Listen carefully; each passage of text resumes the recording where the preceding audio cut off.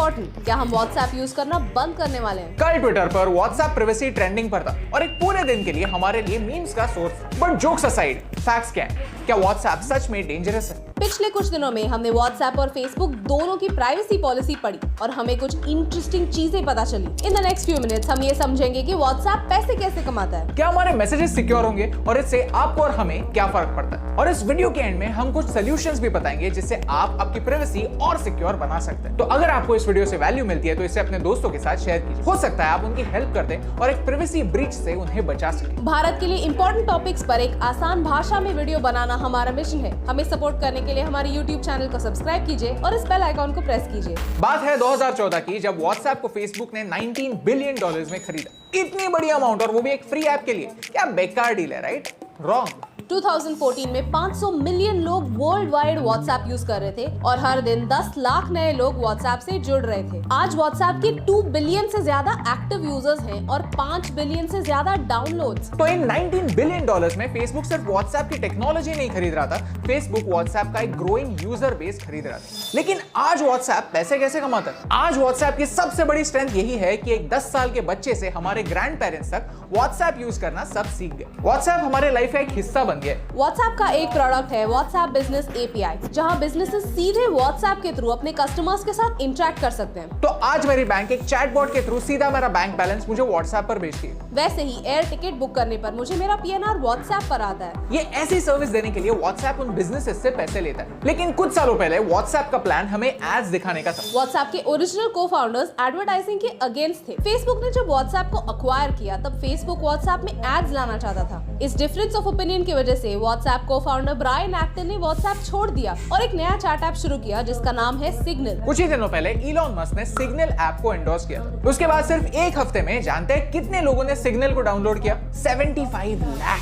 तो इस नए पॉलिसी के बाद व्हाट्सएप में क्या बदला? क्या फेसबुक आपके मैसेजेस पढ़ पाएगा? The answer is no.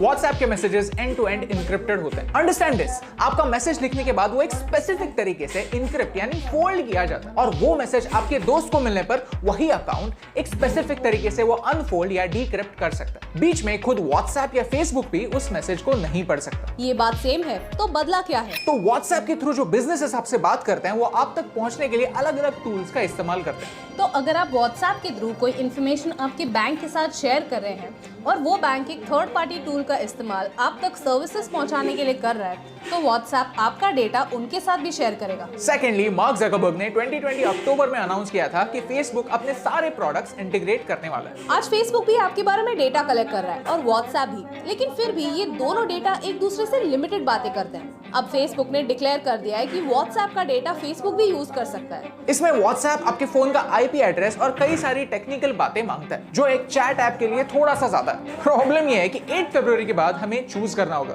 एक तो हम WhatsApp यूज करना बंद कर सकते हैं, जो ऑलरेडी हमारे लाइफ का एक हिस्सा बन चुका है, या फिर हमें हमारा डेटा WhatsApp और Facebook दोनों के साथ शेयर करना होगा। सी, पर्सनली स्पीकिंग, अगर मेरे डेटा का यूज सिर्फ मुझे पर्सनलाइज्ड एड्स दिखाने के लिए हो रहा है, then I am fine. After all, ये सारे प्रोडक्ट्स मैं फ्री में यूज करता हूं और ये प्रोडक्ट्स एड्स दिखाकर ही पैसे कमाते हैं। लेकिन प्रॉब्लम तब है जब इस डेटा को हैक किया जाता है। लिंक्डइन, अडोबी, यहाँ तक जोमैटो में भी हैकर्स ने अटैक करके हमारा डेटा चुराया है। जब एक डेटा ब्रीच होता है तो हैकर्स के पास हमारा सारा सेंसिटिव डेटा, जैसे कि हमारे पासवर्ड्स, हमारा पेमेंट डेटा चला जाता है। ILN ने ट्विटर को 2019 के डेटा ब्रीच के बाद 4.5 लाख यूरोस की पेनल्टी लगाई थी। ये इसलिए पॉसिबल हुआ क्योंकि EU में एक strong user oriented data protection law है। This makes the company more responsible as to how they handle our data. एक अच्छी बात यह है कि इसी बहाने हम डेटा प्राइवेसी के बारे में बात कर रहे हैं। प्रॉब्लम यह है कि इस मोमेंट हमारे देश में एक स्ट्रॉन्ग डेटा प्रोटेक्शन एक्ट नहीं है। काम चल रहा है, लेकिन जब तक ये एक्ट एक्चुअल में प्रैक्टिस में नहीं आता तब तक हमें ही केयरफुल रहना होगा। तो हम क्या कर सकते हैं? सबसे पहली बात, इस चीज के बारे में केयरफुल रहिए कि आप एक ऐप को कौन से परमिशंस देते हैं। एक बार OTP पढ़ने के लिए हम SMS पढ़ने की परमिशन ऐप्स को दे देते हैं और बाद में वो कैंसिल करना भूल जाते हैं। आपके फोन पे आप सेटिंग्स में जाकर,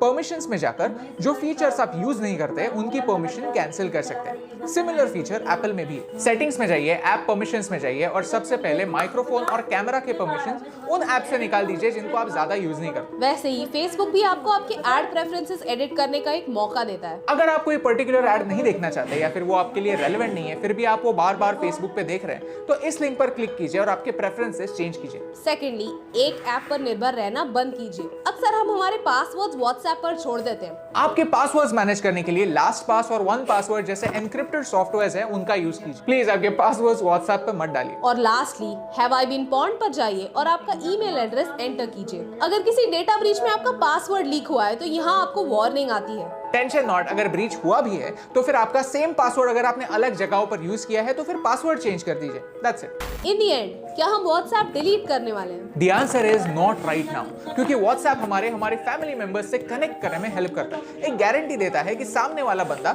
WhatsApp पर तो होगा ही, पर साथ ही साथ हम सिग्नल जैसे सिक्योर एप्स पर माइग्रेट करना शुरू भी करेंगे, ताकि एटलीस्ट हमारे काम के इंपॉर्टेंट कॉन्वर्सेशंस और ज्यादा सिक्योर हो। अगर आपको ये इन्फॉर्मेशन यूजफुल लगी, अगर लगा कि ये 3 सॉल्यूशंस आपका डेटा सिक्योर रखने में हेल्प कर सकते हैं, तो प्लीज इस वीडियो को आगे शेयर कीजिए।